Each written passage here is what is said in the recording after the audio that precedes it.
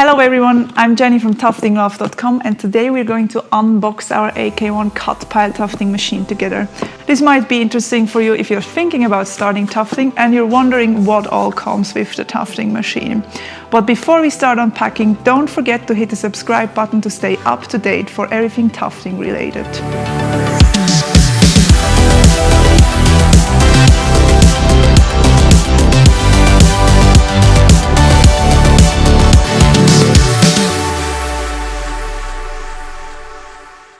The AK-I Cut Pile Tufting machine and the AK-II Loop Pile Tufting machine come within this box with our nice design.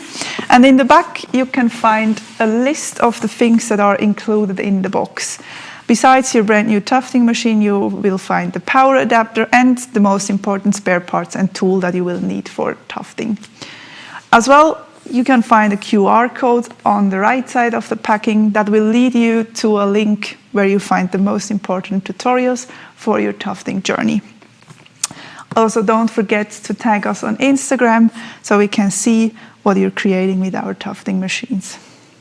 There's a little hint to give your tufting machine a name, like your pets at home, and also to take care of it like it would be a pet, because every machine needs to be taken care of properly so it can live long and help you creating your beautiful things. So now let's finally start unpacking the machine. So, as you can see, the machine is inside this pulp that is protecting your machine during transportation. So let's get it out.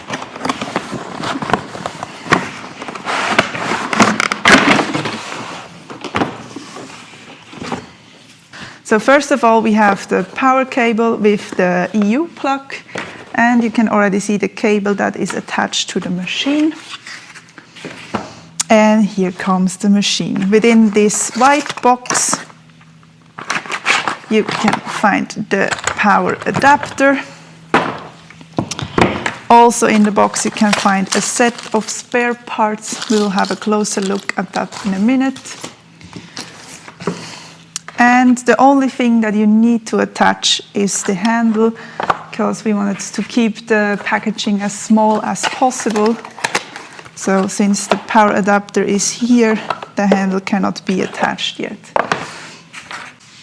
To attach the handle, you simply unscrew this screw. You can put it inside the handle, and I like using a pen to push it through, and then you can easily fix it on the tufting machine. As I mentioned before, you have a cable attached to the tufting machine. This cable is about 5 meters long and therefore gives you loads of space to move around on your frame, so you're not feeling tied up by the cable. I quickly untie all the cables and plug it in so I can show you how it works. So we have this part that is connected to the power adapter, and this side that comes from the tufting machine, you simply plug it in. And now you can see we have a main switch here on the side of the tufting machine and a red LED in the back of the tufting machine that indicates if it's on or off. Please always turn the machine off when you're not using it. It's simply safer than leaving it on, doing some stuff on the machine and maybe accidentally pulling the trigger. Your hands will be here. We don't want to risk that. So we always turn it off when we're not tufting. Turn it on for you now so I can show you. We have the trigger here, which makes it actually tufting. And we have a speed regulator down here, where you can adjust the speed to your liking. We recommend starting with the lowest speed setting at the beginning, and then you can slowly increase it over time and expertise. Also on the machine we have the yarn feeder, so the yarn comes from your left side through the feeder and into the needle hole here. And once the yarn is inside, as you can see when I turn the gear by hand, The scissors will come out, cut the yarn and go back in. The scissors are closed with the so-called scissors closing block inside here and opened again with a scissor opener that is placed inside here between the rails. Also, an important part to know about is the sensor.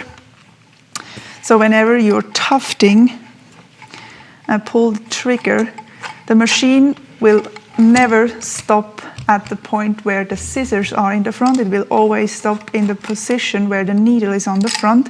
And that's simply because this metal part on this sliding block is moving below these sensor plates here and closing the circle of these, and therefore it knows that there it has to say, I turn it on quickly again and show you how it's always going back. Have you seen? It's already switched back because it was in the front, so it knows it has to move there until it's closed. And you can see whenever I pull the trigger, it's moving back into this position, even if I'm just pulling it very quickly. It's always going back and the needle always ends up in the front.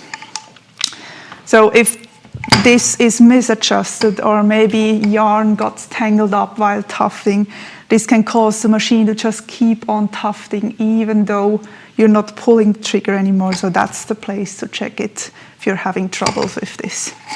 Also on the machine you have this little hook thingy with which you can just simply hang the tufting machine onto your stretched tufting cloth on the frame. So let's have a look at all the spare parts that come with the tufting machine. We first of all have a spare scissor, so once your scissors get dull from all the yarn cutting, you might just exchange it. Tutorial for this is linked below as well. And replace it, and you're then able to let the old scissors sharpen or even buy spare parts from our shop if you need more. So you have these scissors, you have the set of Allen keys. This is these three sizes that come with all the machines to be able to make the main adjustments that you need to do for tufting. We have a spare scissors opener. As I mentioned before, it sits within the railing there.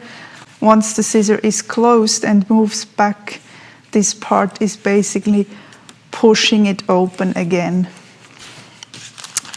And also we have some tiny screws, spare sensor plates in case they're bent and you cannot bring them back in shape, and just, as I said, some small screws. So this is everything that comes with the machine. So you have the machine, the power adapter with the EU plug, and all these spare parts and the 3 Allen keys you need to make the standard settings for the tufting machine. So now you've seen everything that comes with our AK-I Cut Pile Tufting machine, and I hope this helped you. If you have any more questions, don't hesitate to leave a comment below, and I'm happy to help you and answer all your questions. If you like the video, don't hesitate to leave a like down there, and also don't forget to subscribe to stay up to date for everything tufting related. Bye!